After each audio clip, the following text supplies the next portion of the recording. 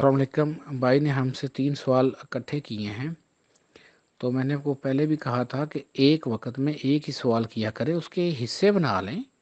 आप एक ही मैसेज ना करें, एक पहले मैसेज कर दें, फिर दूसरा, फिर तीसरा, ताकि हम अच्छे तरीके से उसका जवाब दे सकें। सवाल ये पूछा गया है कि हमें बाज़ दफ़ा कितनी चीज़ों में सुरूर आता है और कितनी चीज़ों में हमें सुरूर नहीं आता। इसमें हर इंसान की अपनी इनफ़रादी सोच है। आपका इनफ़रादी जो इरादा है वो काम कर रहा है। आप उस चीज़ की क्या फ़ीलिंग लेते हैं, ये आप पे डिपेंड करता है। अब कितने लोग, उनको कोई चीज़ पसंद है, किसी को कोई चीज़ पसंद है, किसी को कोई चीज़ पसंद है। ये आपकी अपनी थॉट है। लेकिन जब हकीकी रोशनी और नूर हमारे अंदर जागता है, तो फिर वहाँ पर जो मुश्तरका सोच है वो जागती है। वहाँ फिर वही बात आपको पसंद आती है जो दुरुस्त होती है। अब वहाँ कोई भी ऐसी बात जो दुरुस्त नहीं है वो आपको पसंद नहीं होती। बात को दोबारा समझें कि आपको किसी चीज़ का पसंद आना दूसरे को नापसंद हो सकता है। यानी आपका अपना ख्याल है, उसका अपना ख्याल है। अलग अलग सोचें हैं, अलग अलग जहन हैं, अलग अलग पसंद है, अलग अलग सुरूर की कैफियत है। लेकिन जो रूहानी बंदे हैं उनकी कैफियत ये होती है कि उनके अंदर जो अपनी रोशनी है, उनके अंदर जो अपना नूर है, उनको सिर्फ उसी से सुरूर आता है।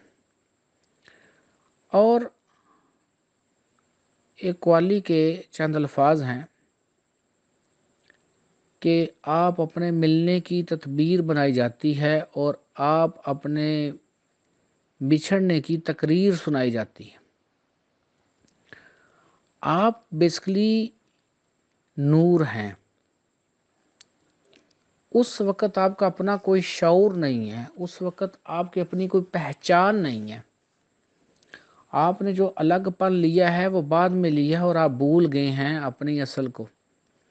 जब हम मुसलसल कोशिशों से अपनी असल को पहचान लेते हैं तो फिर हमें वहाँ पर किसी के लफ्ज़ हम पर कोई असर नहीं रखते।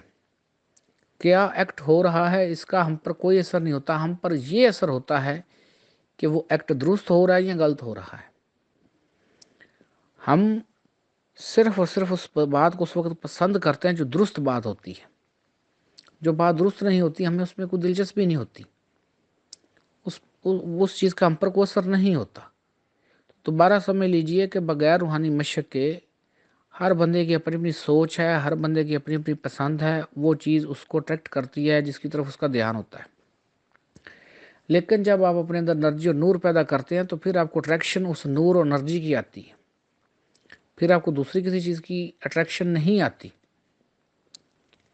उम्मीद है भाई को जो आपकी समझ आ गई होगी। नहीं समझे तो दोबारा पूछ सकते हैं।